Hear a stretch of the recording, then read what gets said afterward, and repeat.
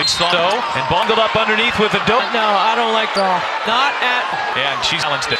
Clark, well, you know what?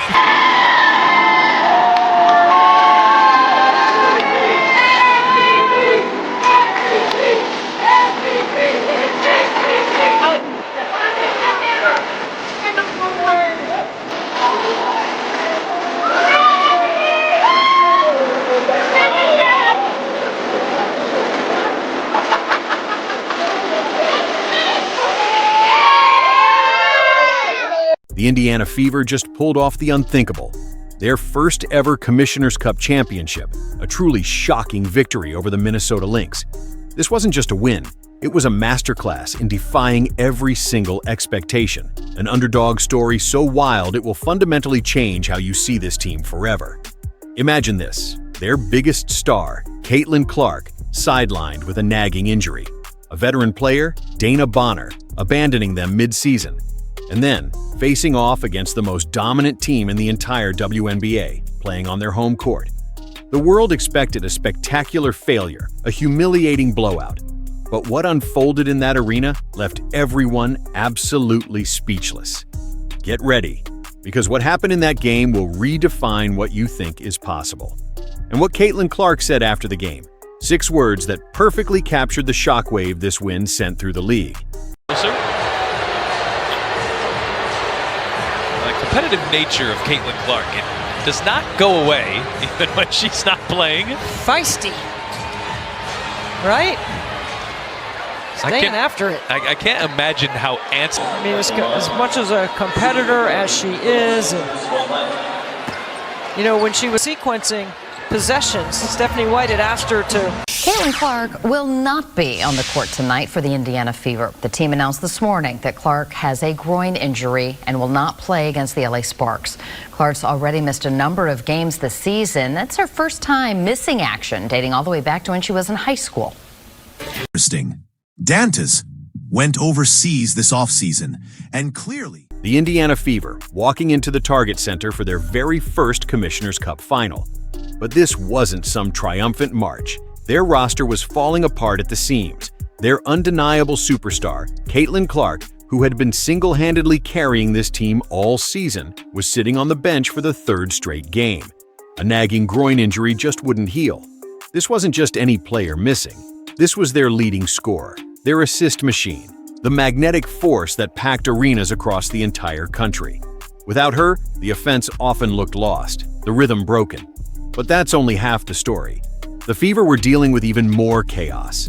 Daris Dantas, a crucial piece of their rotation, was thousands of miles away, playing in the FIBA America tournament.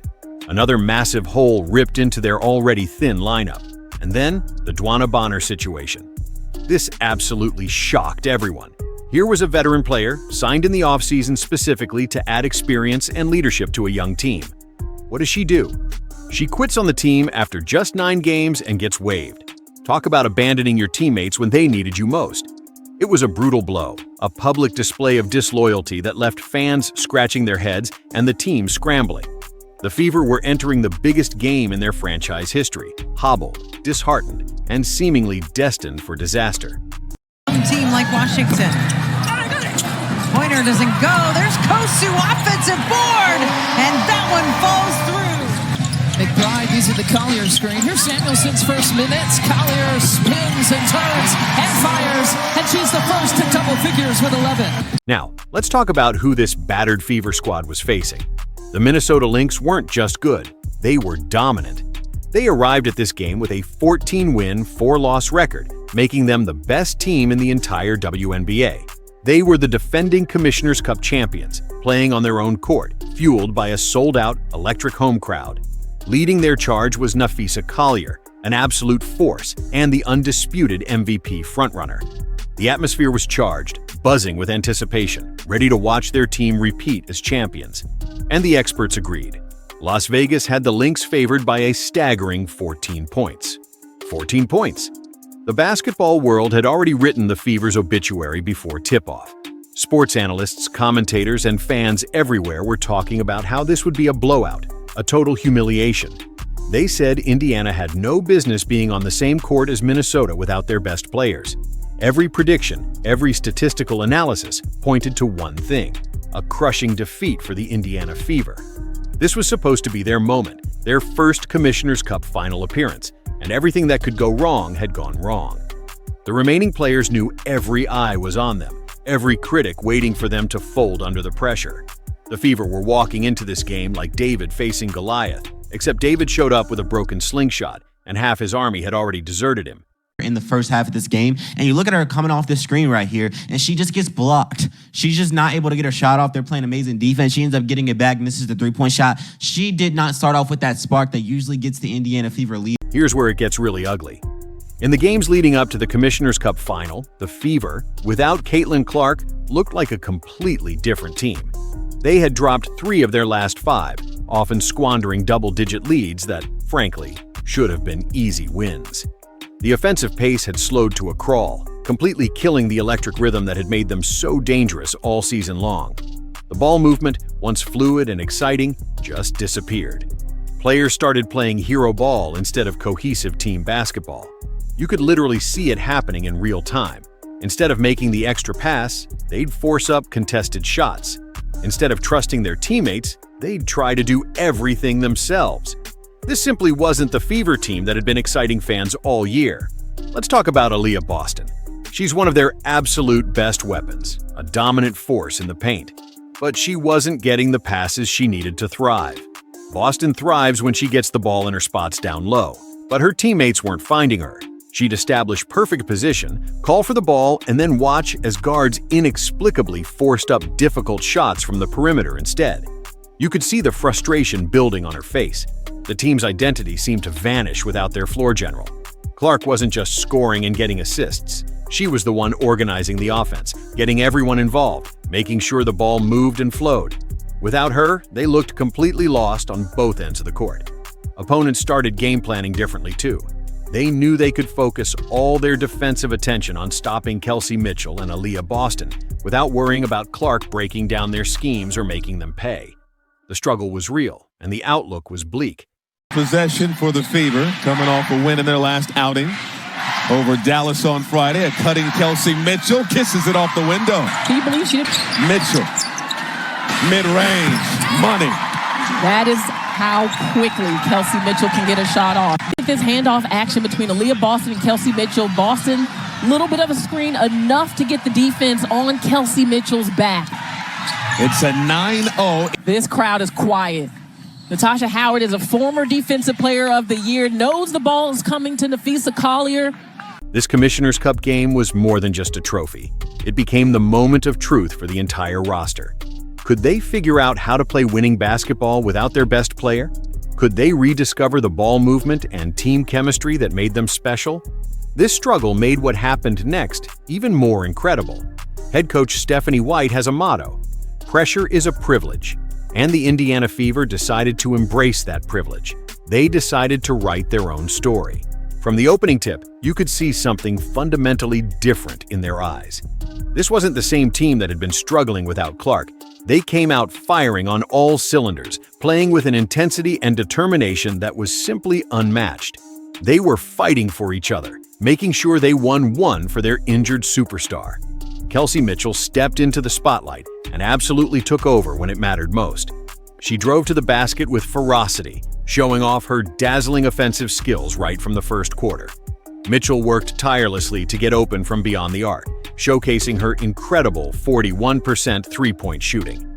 Her ability to quickly get shots off became a weapon the Lynx couldn't stop. She wasn't forcing anything. She was just playing her game at the highest, most efficient level. But here's where it gets truly exciting. Aliyah Boston finally got the ball in her spots and dominated like everyone knew she could. She finished with a massive double-double, 12 points, 11 rebounds, and 6 assists. Boston matched up against all-star Napheesa Collier and absolutely held her own, going toe-to-toe with the league's best. You could see her confidence building with every single possession.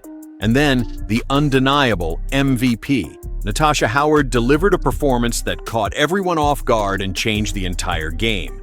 Howard earned Commissioner's Cup MVP honors with a stat line that screamed dominance: 16 points, 12 rebounds, 4 assists, and 2 steals. She went a perfect 8 for 8 from the free throw line, showing ice in her veins under the most intense pressure. Howard's defensive intensity was absolutely key.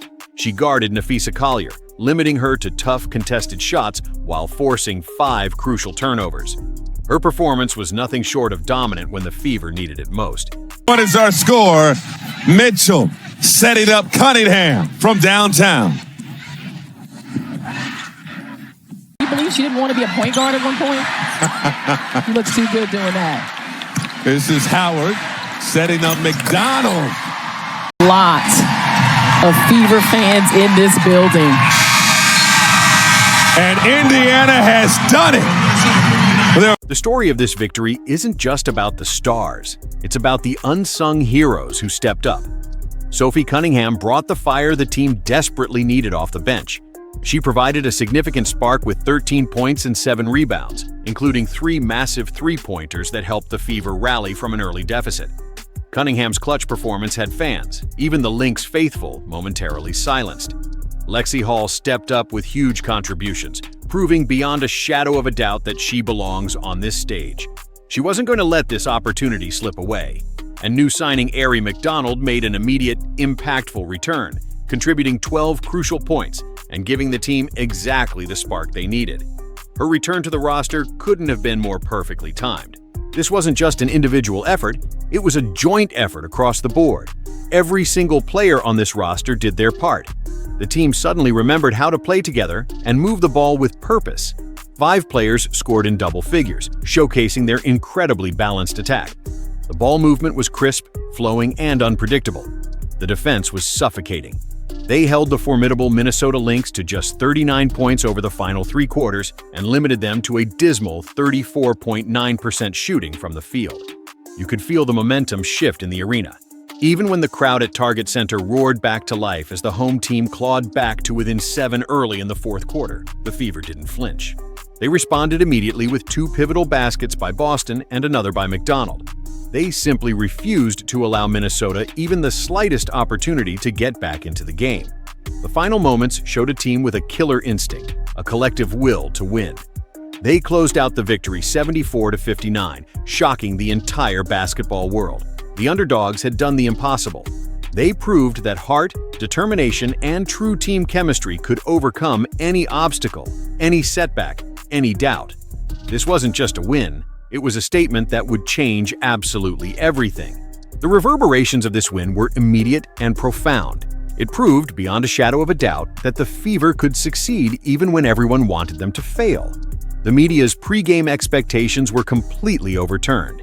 ESPN, in a hilarious and telling blunder, had actually pre-scheduled a video titled "Lynx Dominate Fever to Win Commissioner Cup" that they had to scramble to change after the game. That tells you everything you need to know about how shocking this outcome truly was.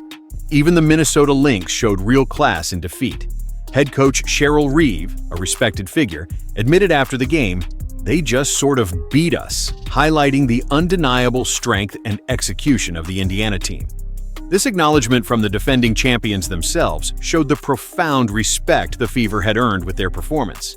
But here's what truly sent shockwaves through the league and perfectly captured the essence of this victory. After the game, Caitlyn Clark dropped 6 words that explained absolutely everything. Despite being sidelined with her groin injury, Clark remained a visible and incredibly supportive presence throughout the entire Commissioner's Cup final. She was right there on the sidelines, cheering on her teammates, offering advice, and staying completely engaged with every single possession.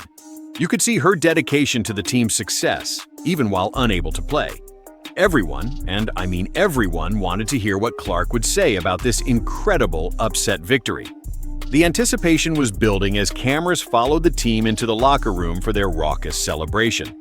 What came next was pure gold. "Guys, I just know everybody in the league is sick," Clark declared during the team's locker room celebration. "That's right," she repeated with a knowing smile. "Everybody in the league is sick." Those 6 words cut straight to the heart of everything. Clark perfectly captured what everyone was thinking but afraid to say out loud. The underlying jealousy problem in the WNBA, that lingering tension, had been bubbling under the surface all season. And Clark, with her characteristic bluntness, just called it out directly. The celebration in that locker room was absolutely electric. Clark was even captured on video using the Commissioner's Cup trophy as a celebratory chalice, playfully calling out teammates, including rookie Michaela Timpson, to join in the festivities. This lighthearted moment powerfully showcased her role as a supportive and engaged teammate, even while sidelined. The team embraced their us versus the world mentality, a defiant spirit that had carried them through this incredible, unexpected victory. This win, against all odds, forged a new legacy for the Indiana Fever. It was a powerful statement about overcoming adversity, about ignoring the critics, and about finding strength when key players abandon you and injuries pile up. This Fever team proved that true champions find a way to rise above it all. I know it wasn't a WNBA championship, but to celebrate a championship nonetheless on the opposing team's home floor speaks volumes. This is a resilient group, tough mentally and physically. They pull for one another, and they showed the entire league that championship DNA runs deeper than any single player. You are now looking at a Fever team that just proved they're built for 2025 and beyond. They showed they have the depth, the heart, and the sheer character to win even without their biggest star. When Caitlyn Clark returns healthy, this team becomes absolutely dangerous. In fact, they become unstoppable.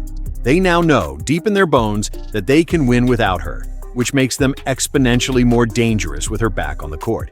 This victory wasn't just a game. It was a blueprint for future triumphs. If you support the Fever, comment "I've got the Fever" below, like, subscribe, and turn on all notifications so you never miss out on their incredible journey. Click the video on your screen right now, and we'll see you in the next one.